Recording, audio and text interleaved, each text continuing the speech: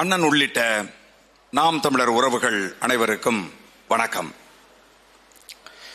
தலைவருடைய பிறந்த நாள் இன்றைக்கு உலகம் முழுவதும் இருக்கக்கூடிய தமிழர்களால் மிக சிறப்பாக கொண்டாடப்பட்டு கொண்டிருக்கிற சூழ்நிலையில் இந்த உலகத்தில் பல்வேறு தேசிய இனங்களினுடைய விடுதலைக்காக பல்வேறு தலைவர்கள் படைகட்டி போராடி இருக்கிறார்கள். ஆனால் எந்த ஒரு தலைவனும் வான்படை கொண்டு போராடியதில்லை. அது நம்மின தலைவர், தேசிய தலைவர் பிரபாகரன் அவர்கள் மட்டும்தான் வான்படை கட்டி போராடி இருக்கிறார். உலகத்தில் இருக்கக்கூடிய எல்லா நாடுகளிலும் இருக்கக்கூடிய ராணுவத்திலே மது, புகைப்பிடித்தல் இது எல்லாமே அனுமதிக்கப்பட்டிருக்கிறது. இந்தியாவிலும் ராணுவத்தில் அனுமதிக்கப்பட்டிருக்கிறது. ஆனால் ஒரு மரபு வழி ராணுவத்தை கட்டமைத்து அதை நேர்மையாக, உண்மையாக, ஒழுக்கமாக வழி நடத்தியவர் நம்முடைய தேசிய தலைவர் மேதகு பிரபாகரன் அவர்கள் மட்டும்தான்.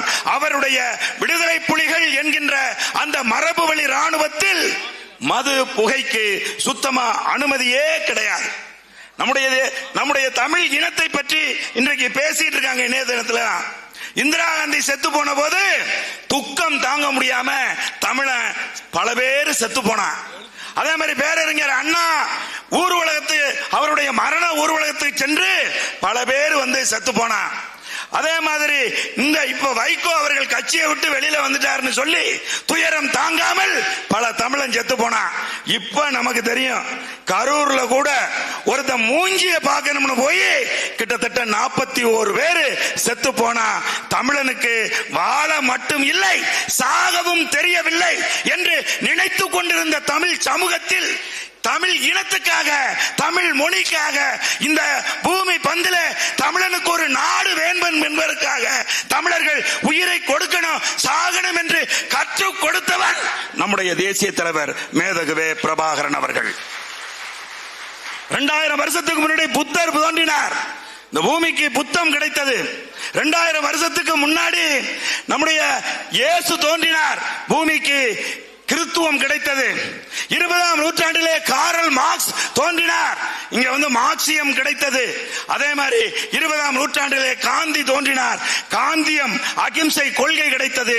20ஆம் நூற்றாண்டின் இறுதியில் நம்முடைய தலைவர், தேசிய தலைவர் மேதகு வே பிரபாகரன் அவர்கள் தோன்றினார். உலகத்தில் அடிமைப்பட்டு கிடக்கிறார், ஒடுக்கப்பட்டு கிடக்கிறார், ஆதிக்க வெறி பிடித்து இன வெறி கொண்டு தாக்கப்படுகின்ற தேசிய இனங்களுக்கான ஒரு தாரக மந்திரத்தை, விடுதலை சூத்திரத்தை இந்த பூமிக்கு பிரபாகரணியம் என்கின்ற ஒரு தத்துவத்தின் மூலமாக கற்றுக் கொடுத்து சென்றிருக்கிறார் நம்முடைய தேசிய தலைவர். நீங்க பாத்தீங்கன்னா புத்தர் எந்த தத்துவத்தையும் எழுதி வைக்கல, எந்த கருத்தையும் நடைமுறைப்படுத்தல. இயேசுநாதர் எந்த தத்துவத்தையும் எழுதி வைக்கவில்லை, எந்த கருத்தையும் அவர் சொல்லிட்டு போல. அவர் கூட இருந்தவங்க. அதே மாதிரிதான் காரல் மார்க்ஸ், அவர் எழுதி வைத்த தத்துவத்தை நடைமுறைப்படுத்தவில்லை. பின்னாடி வந்த அவருடைய லெனின் போன்றவர்கள், ஸ்டாலின் போன்றவர்கள் தான் மார்க்சியத்தை நடைமுறைப்படுத்தினார்கள். அதுபோலதான் நம்முடைய தேசிய தலைவர் பிரபாகரன் அவர்கள் உருவாக்கி வைத்திருக்கக்கூடிய இந்த இன விடுதலை தத்துவத்தை நடைமுறைப்படுத்துவதற்கு தமிழ் இனத்திலே ஒருத்தன் தோன்றினான். அவன்தான் என் அண்ணன் செந்தமிழன் சீமான்.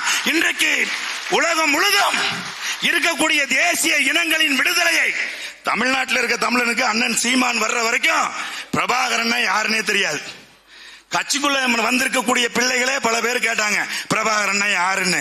ஆனால் அந்த பிரபாகரனுடைய தத்துவத்தை, கொள்கையை, அவன் லட்சியத்தை, அவன் இலக்கை தன் வாழ்வின் இலக்காக கொண்டு இன்றைக்கு தமிழ் தேசிய இனத்தை தமிழ் நிலத்தில் ஒரு பெரும் மக்கள் படையாக கட்டி வைத்திருக்கக்கூடிய என் அண்ணன் செந்தமிழன் சீமான்.